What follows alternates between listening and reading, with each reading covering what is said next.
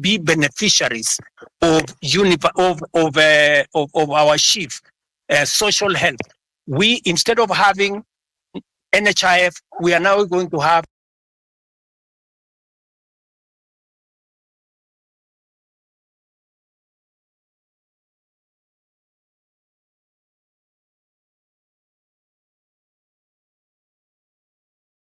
that universal health is available to many Kenyans.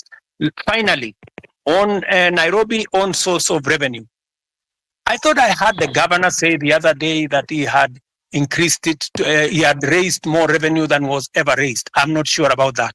But I want to tell you that that is a Nairobi County affair. You, Mr. Alai, should not be asking me.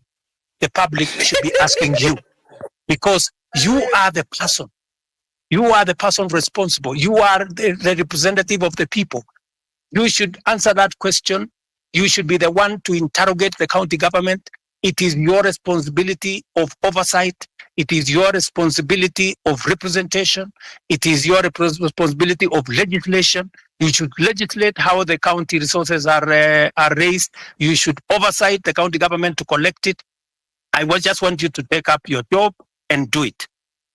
Let me, Gray Marwa has asked me two very important questions.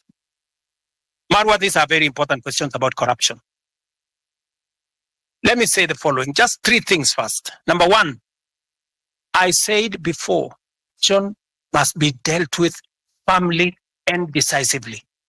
And that is why my act number one in office, the two acts that I did in office when I came into office was number one, to make sure that I give financial autonomy to the police so that they can pursue corruption to the extent possible, and that they don't have to come back to me, and nobody in my office will control the police in as to who they want to prosecute. That's number one. And I signed, and the budget of the police is run by the IG at the moment, and they are free to go after everybody. That's number one. Number two, I made sure that the judges that had been denied the opportunity to serve and to empower our judiciary, I signed them, and I made sure that they have been gazetted and they went to work.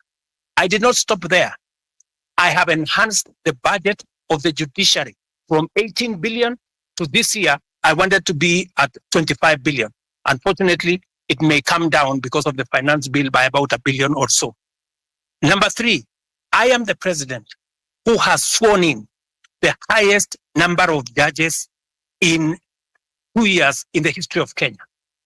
I have sworn in maybe 46, almost 50 judges, because I have agreed with the judiciary that justice delayed is justice denied. And therefore, I want to make sure that becomes the case. Number four, on the specific incident of what happened with fertilizer, I want to tell you, as I tell the people of Kenya, those where evidence has been gathered, sufficient evidence has been gathered, they are in court. The CEO, the general manager, and 7 other staff of the National Cereals and Produce Board are already in court. The minister was taken to parliament to answer for political responsibility, that to make sure that his oversight role was in question. I want to tell you this, Gray, that we are a country of the rule of law. When a person has been,